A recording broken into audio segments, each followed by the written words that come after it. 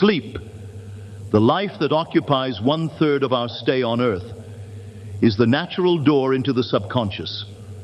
So, it is with sleep that we are now concerned.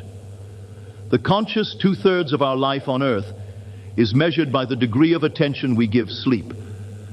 Our understanding of and delight in what sleep has to bestow will cause us night after night to set out for it as though we were keeping an appointment with a lover.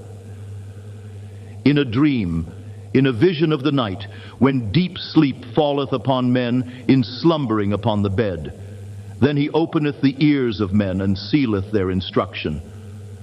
Job 33. It is in sleep and in prayer, a state akin to sleep, that man enters the subconscious to make his impressions and receive his instructions. In these states, the conscious and subconscious are creatively joined. The male and female become one flesh. Sleep is the time when the male or conscious mind turns from the world of sense to seek its lover or subconscious self. The subconscious, unlike the woman of the world who marries her husband to change him, has no desire to change the conscious waking state, but loves it as it is and faithfully reproduces its likeness in the outer world of form.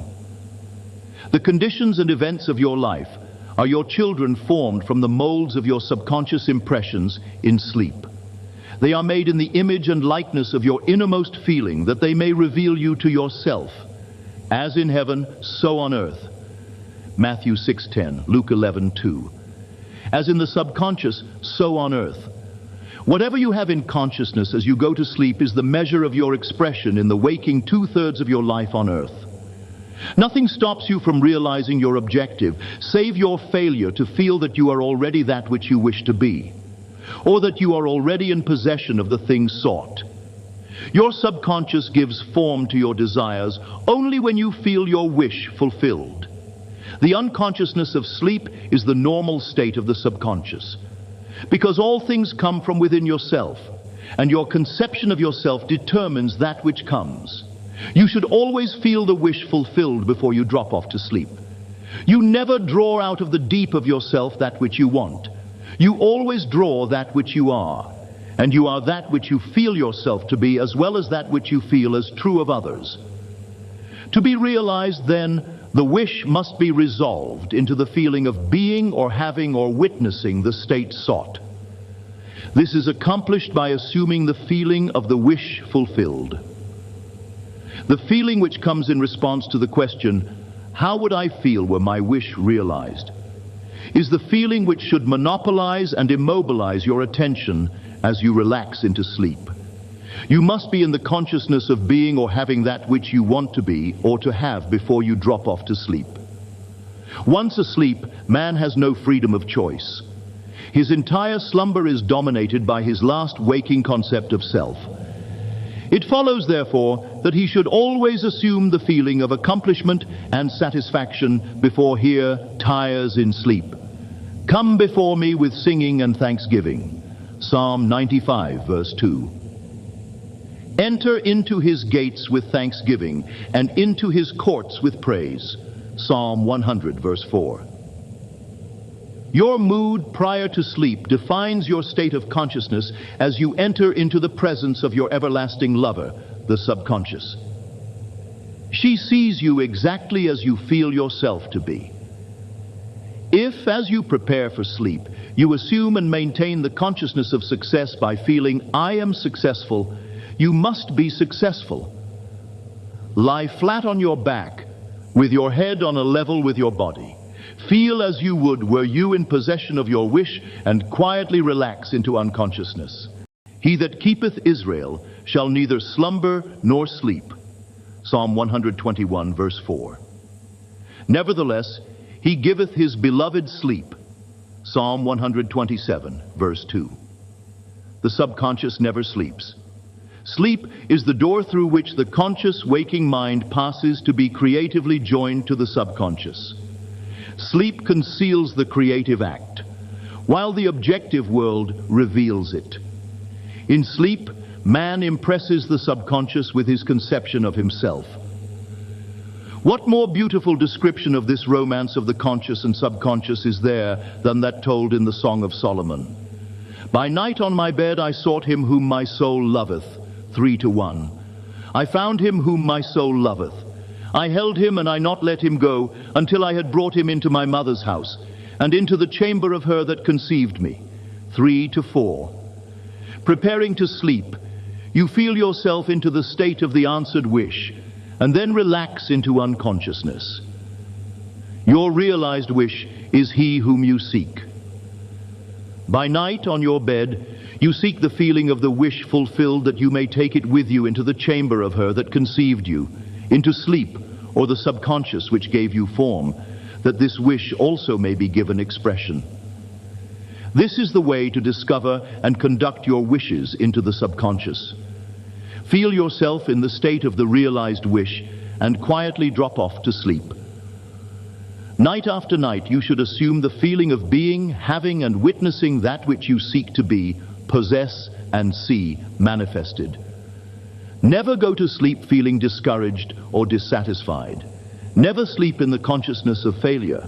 Your subconscious, whose natural state is sleep, sees you as you believe yourself to be, and whether it be good, bad, or indifferent, the subconscious will faithfully embody your belief. As you feel, so do you impress her, and she, the perfect lover, gives form to these impressions and outpictures them as the children of her beloved. Thou art all fair, my love. There is no spot in thee. Song of Solomon 4:7 is the attitude of mind to adopt before dropping off to sleep. Disregard appearances and feel that things are as you wish them to be. For he calleth things that are not seen as though they were, and the unseen becomes seen. Approchons Romans 4:17. To assume the feeling of satisfaction is to call conditions into being which will mirror satisfaction. Signs follow, they do not precede. Proof that you are will follow the consciousness that you are. It will not precede it. You are an eternal dreamer, dreaming non-eternal dreams. Your dreams take form as you assume the feeling of their reality. Do not limit yourself to the past. Knowing that nothing is impossible to consciousness, begin to imagine states beyond the experiences of the past. Whatever the mind of man can imagine, man can realize. All objective, visible states were first subjective, invisible states, and you called them into visible by assuming the feeling of their reality. The creative process is first imagining and then believing the state imagined. Always imagine and expect the best. The world cannot change until you change your conception of it. As within, so without. Nations, as well as people, are only what you believe them to be.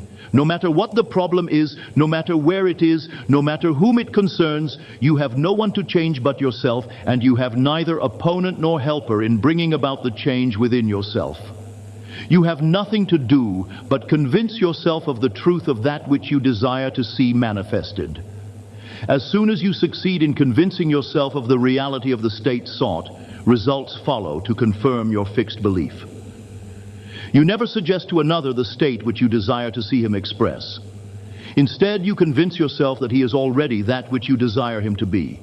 Realization of your wish is accomplished by assuming the feeling of the wish fulfilled. You cannot fail unless you fail to convince yourself of the reality of your wish. A change of belief is confirmed by a change of expression. Every night, as you drop off to sleep, feel satisfied and spotless. For your subjective lover always forms the objective world in the image and likeness of your conception of it, the conception defined by your feeling. The waking 2/3 of your life on earth ever corroborates or bears witness to your subconscious impressions. The actions and events of the day are effects. They are not causes.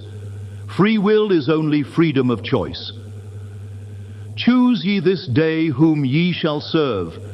Joshua 24:15 is your freedom to choose the kind of mood you assume.